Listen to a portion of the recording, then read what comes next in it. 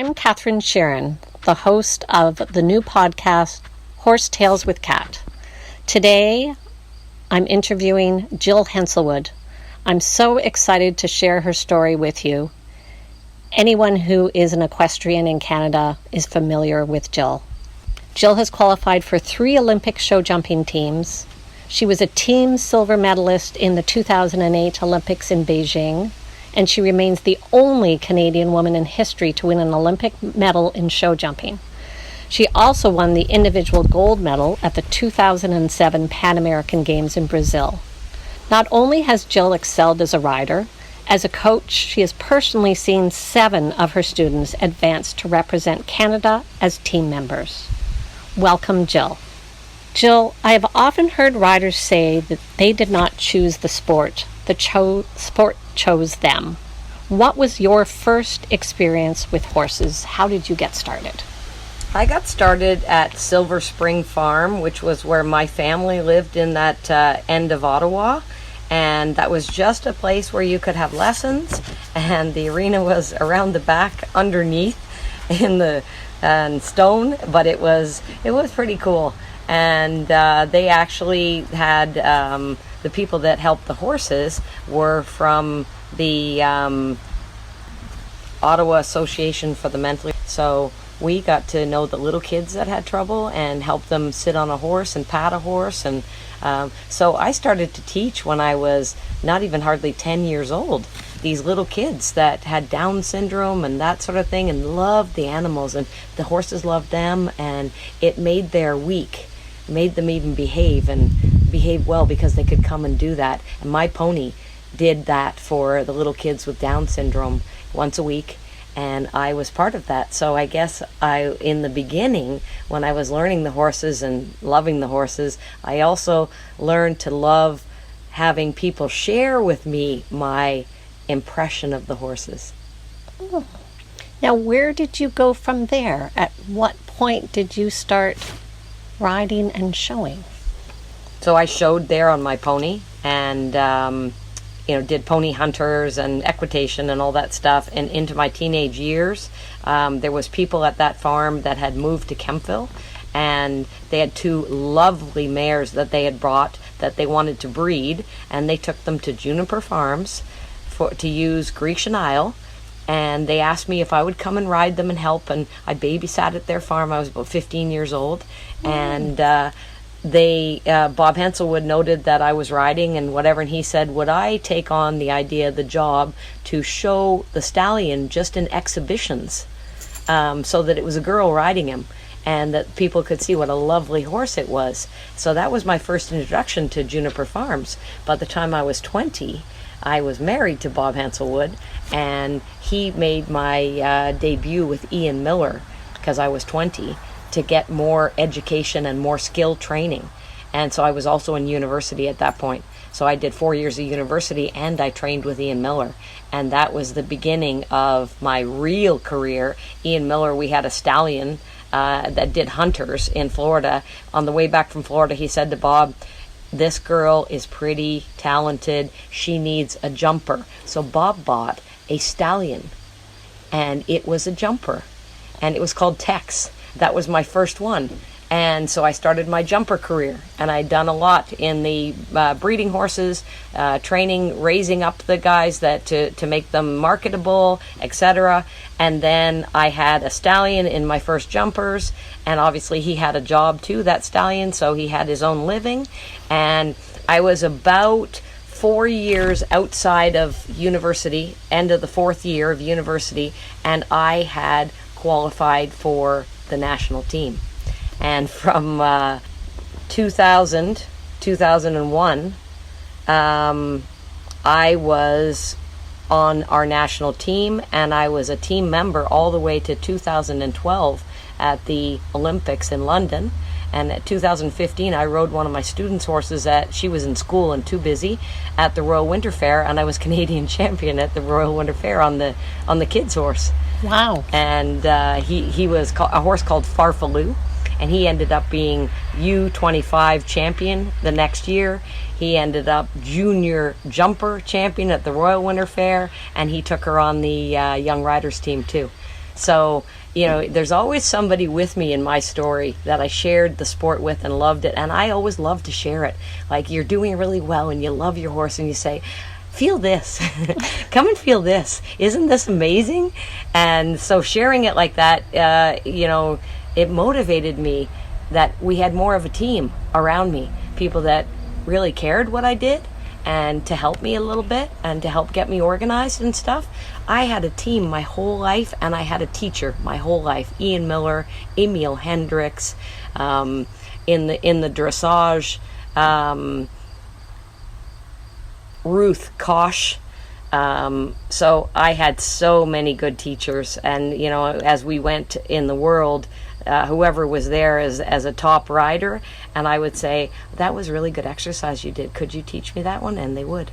But I was a student of the sport the whole time. I am still a student of the sport. I still ride when I have a new horse to ride and I'm supposed to produce it for the kid. I take Ruth Kosh with me and say, it's just a kid's horse.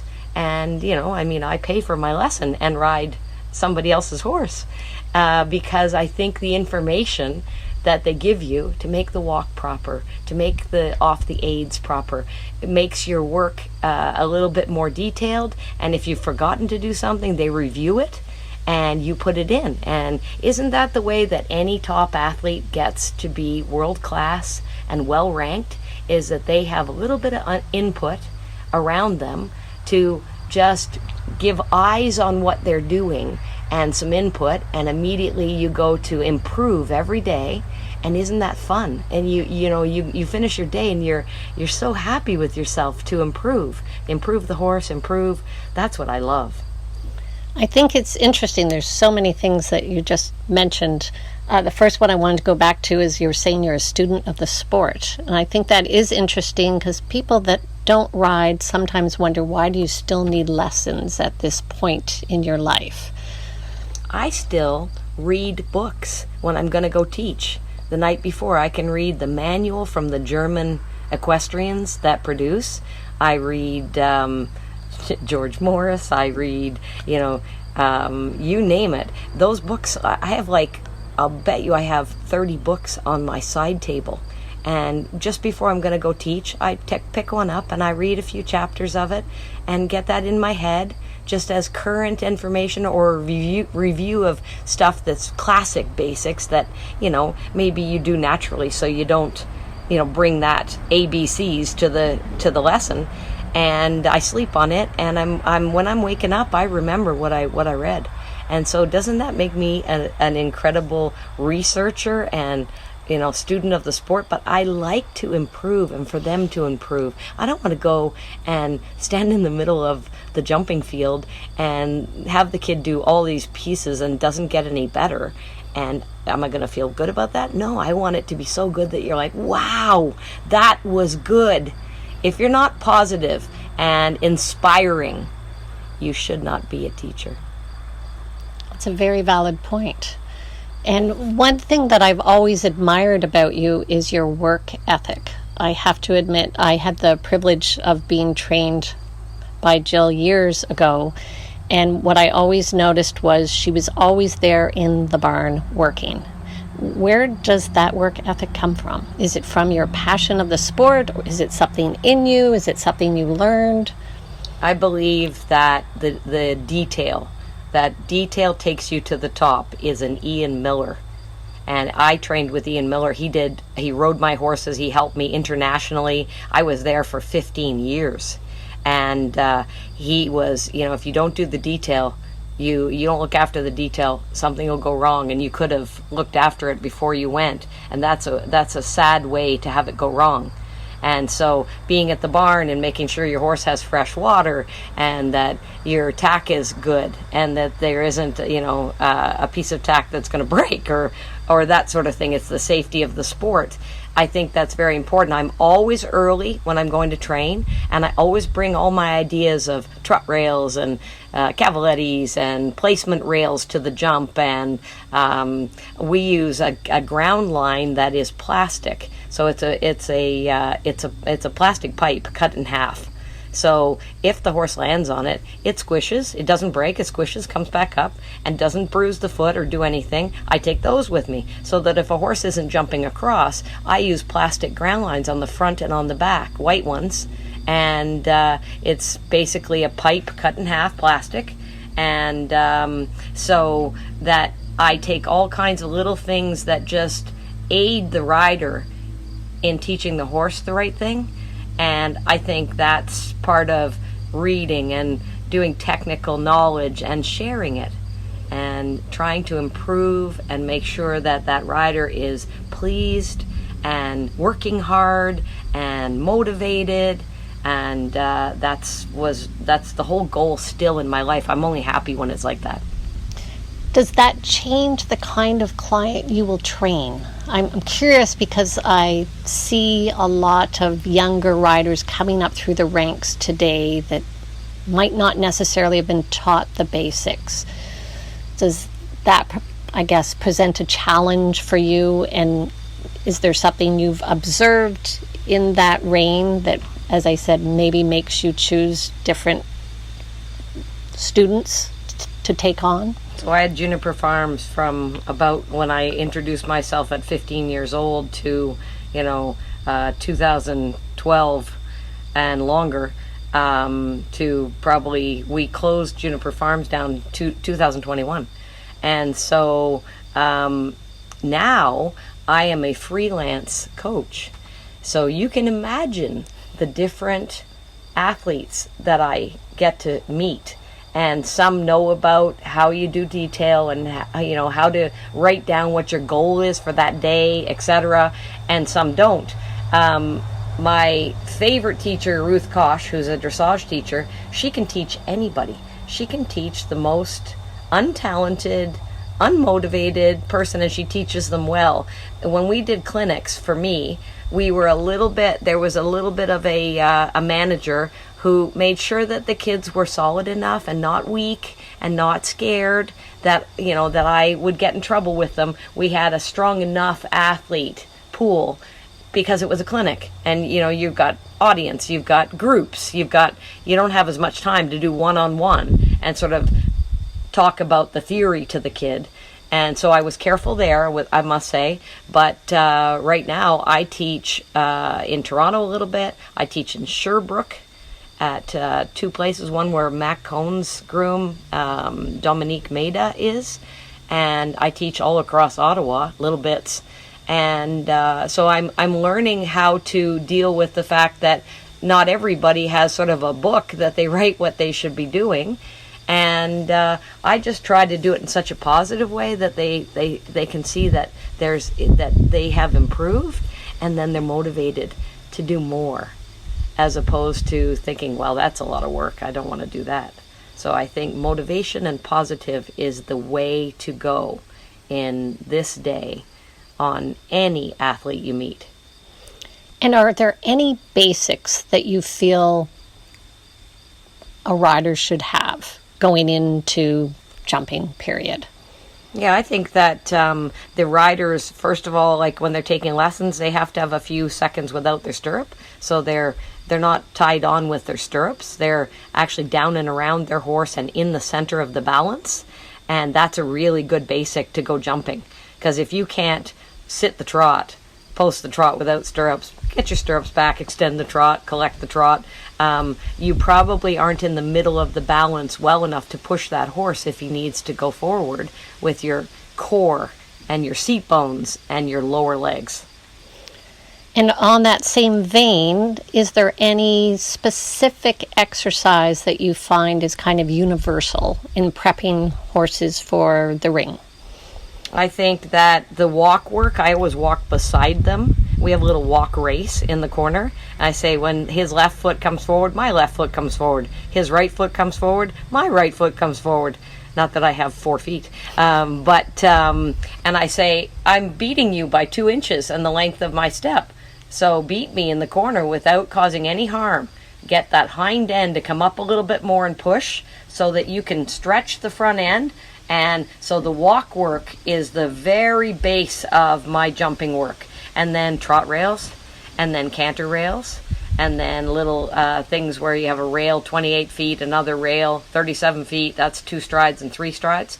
If they can do that off both leads and keep it the same good canter and be able to shorten and lengthen without us really seeing it, not being in trouble with the distance, but just working it, they're probably ready to jump. Okay. So I'm going to switch gears a little bit, and now I'd like to ask you some questions about yourself, just your own history, because it is quite remarkable.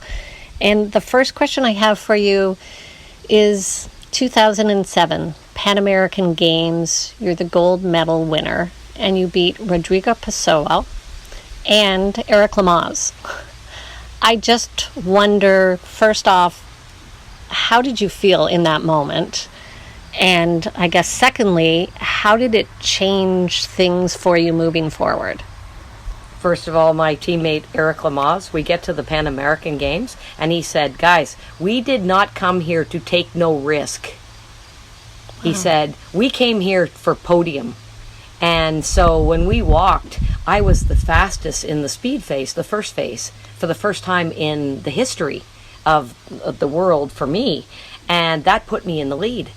And then all I had to do was jump clean for the different elements. And Eric was a real motivator, and he cared what every athlete did. And even though I beat him, he is a real teammate. And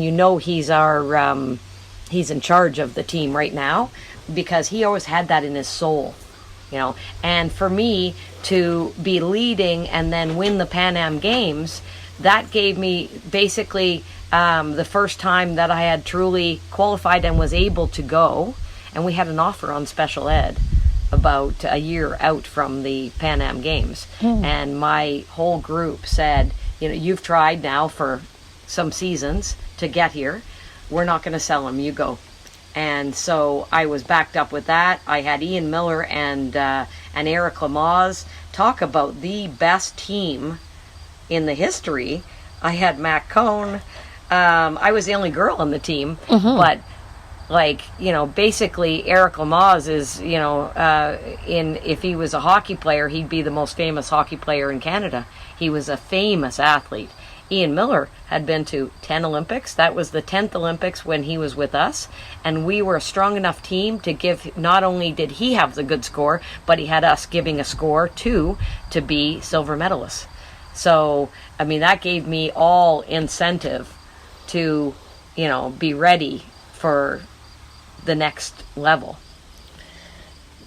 Let's jump ahead to 2008 and Beijing, because for me, I honestly remember being in my apartment. It was 4 or 5 in the morning, I believe, and you were the first Canadian to go clean. I believe that was the second round. Am I correct? Yes. I actually remember jumping up and down in the basement. I was so excited for you. How did that feel in the moment? Because it was like you proved to everybody it could happen. It must have given everybody such, some sort of hope and excitement. I just can't even imagine. How did it feel for you? Yeah, for me, when I went clean and I looked at the guys behind me, pressure was on them because I had managed to get it.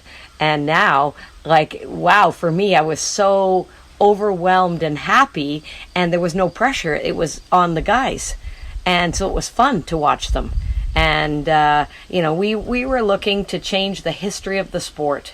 And Eric Lamaze was definitely proactive on that. Ian Miller came with me because what happened at Beijing, there was 2 warm-up rings, and I had a very spooky horse special ed. And you started your warm-up, and then when you got within, I think, 5 horses or 4 horses, you changed and you finished your warm-up in the other warm-up to go. That was difficult for me with that horse. And Ian just, he said, you're okay, we're going to do this and this, it's all fine. He said, the only distance that you're allowed to do is in stride. Not long, not deep. In stride, keep this horse confident. And so my mission at the Olympics was every practice jump in stride.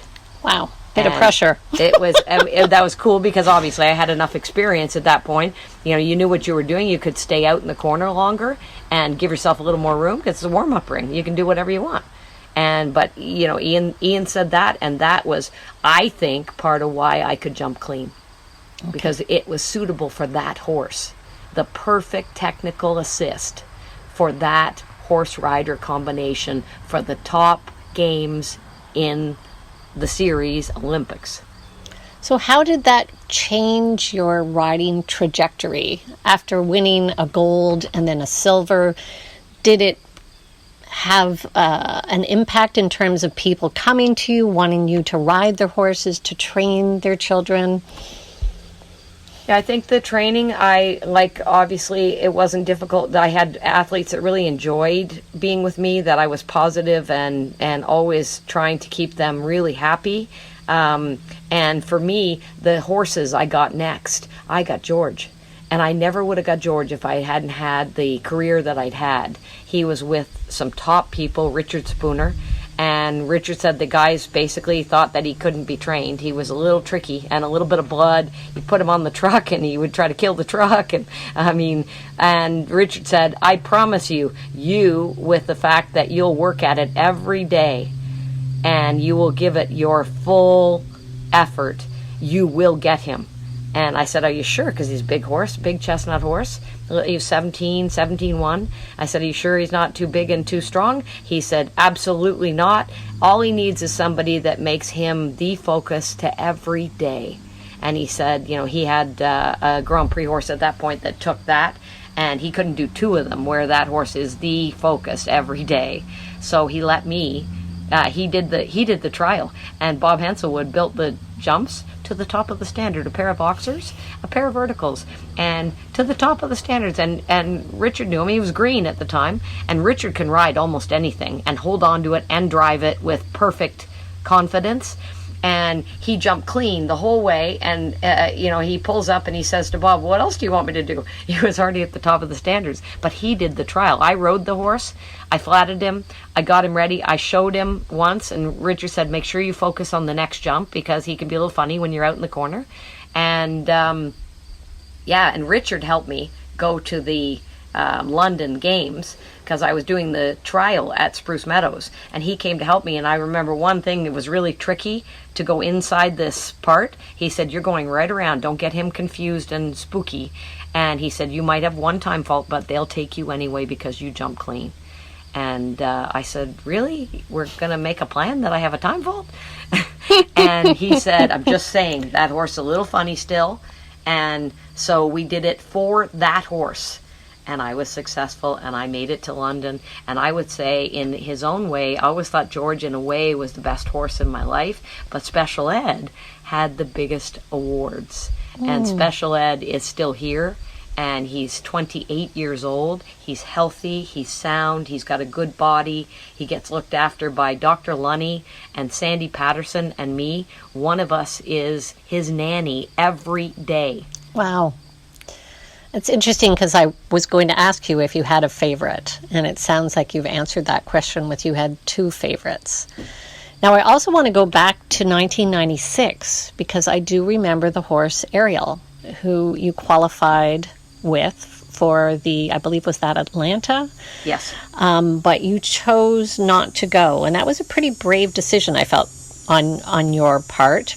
Maybe tell us a little bit about why you decided that you really shouldn't go. Ariel was about 15, that's about it. She was small, but she had, in her upper legs, she had a lot of power, and I loved her. And she loved me, and she could jump from anywhere.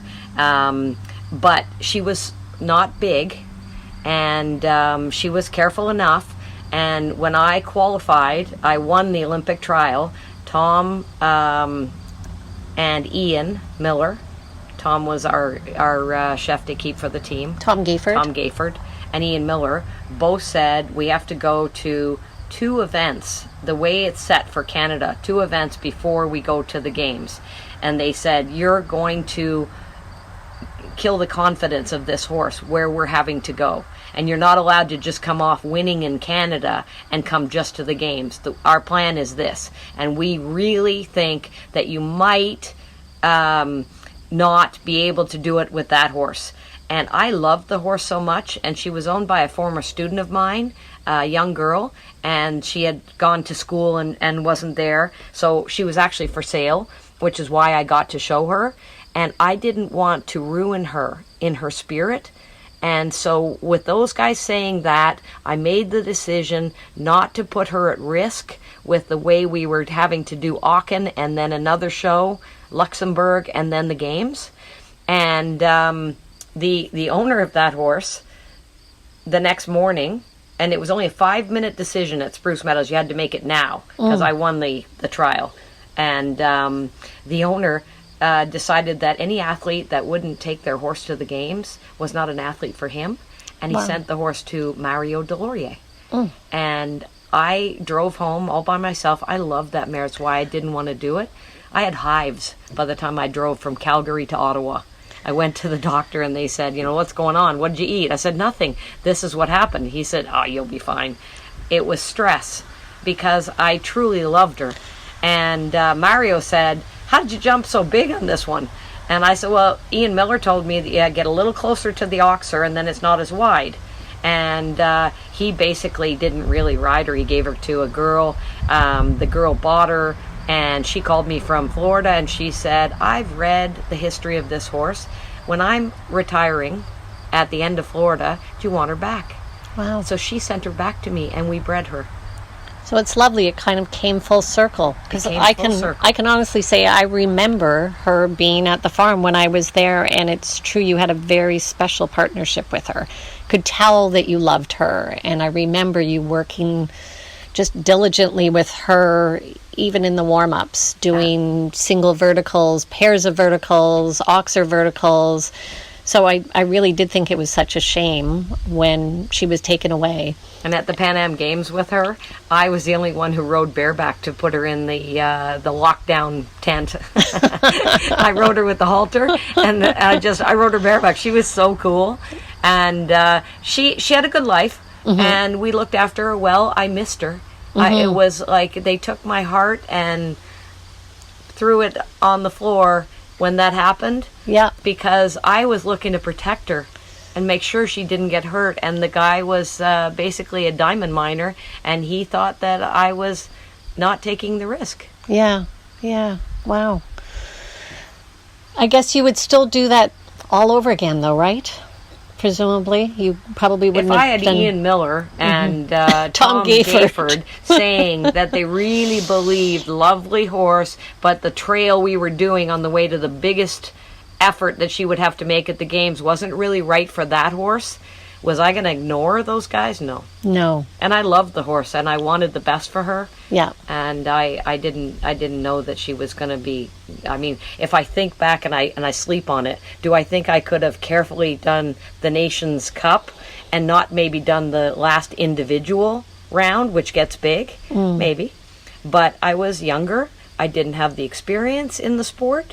I had my best advice, and I tried to do the best thing for the horse. Well, ultimately, I think that's what I admire about you.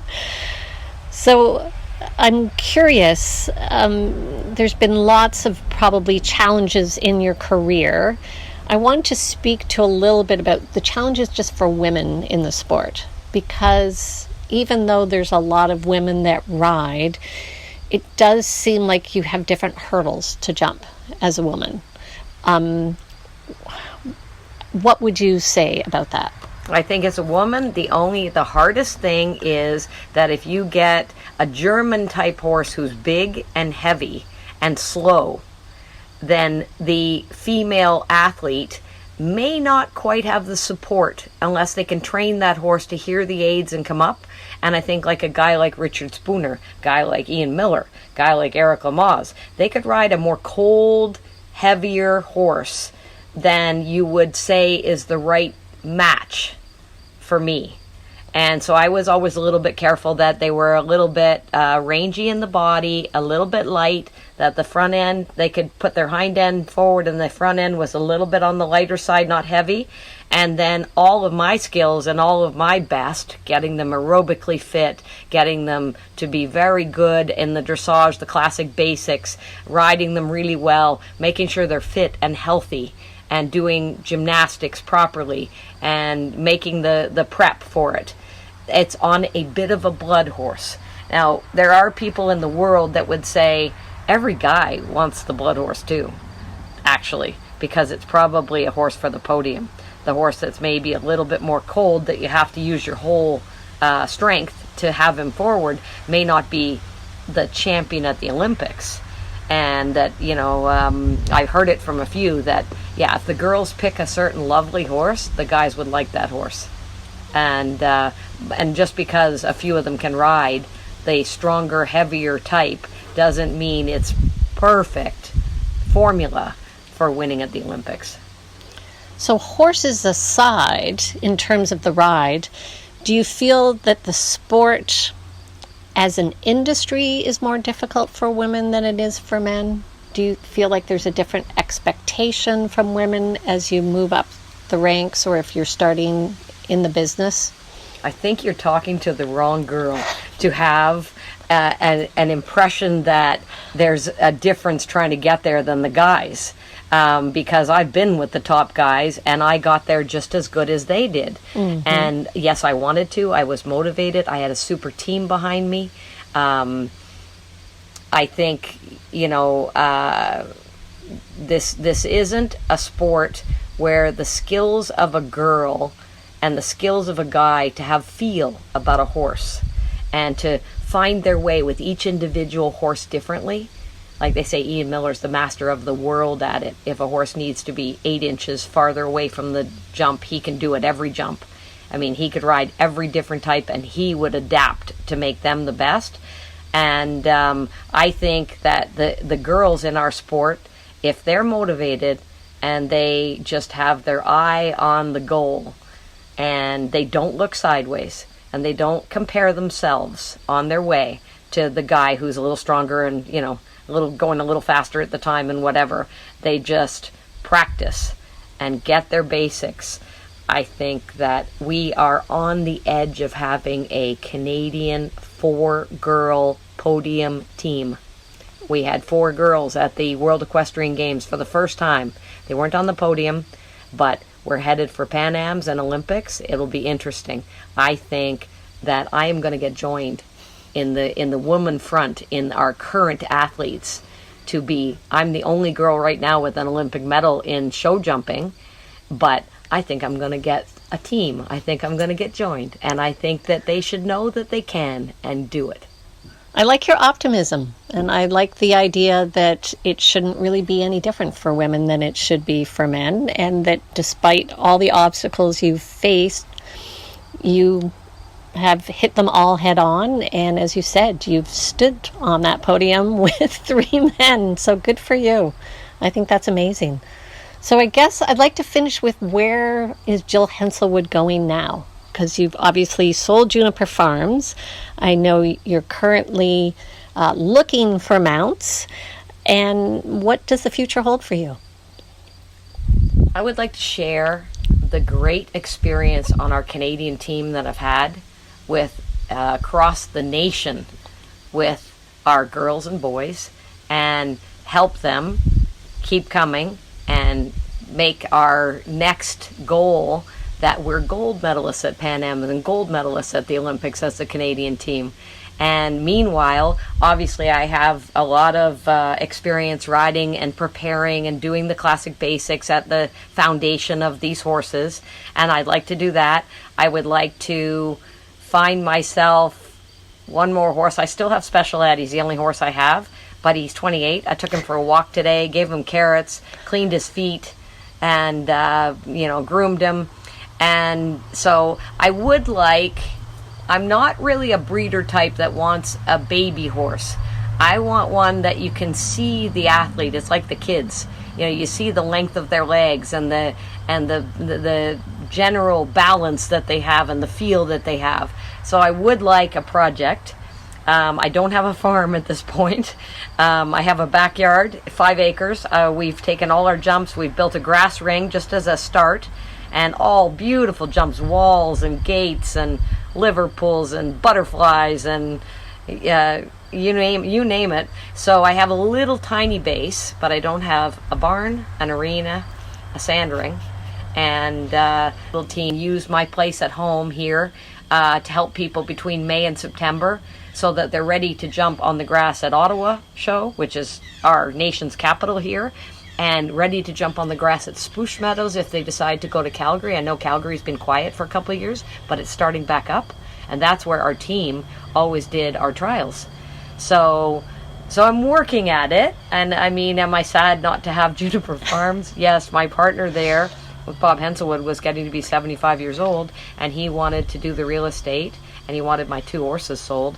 I won the last 2 Grand Prix of the year in Bromont, and both my horses got sold and paid for, and that money went into the estate by November last year. So I'm not even a year where I've been all by myself. I do have special ed, but I've been freelance coaching for now, and I'm looking to get myself organized. Ocala, I have a little house, and I'm close to where the train it hits, and Tom Strazzeri has always been, he was a investor in one of my horses at one point. So he's always been super. He is stepping down as the CEO of HITS as of this day, yesterday I think.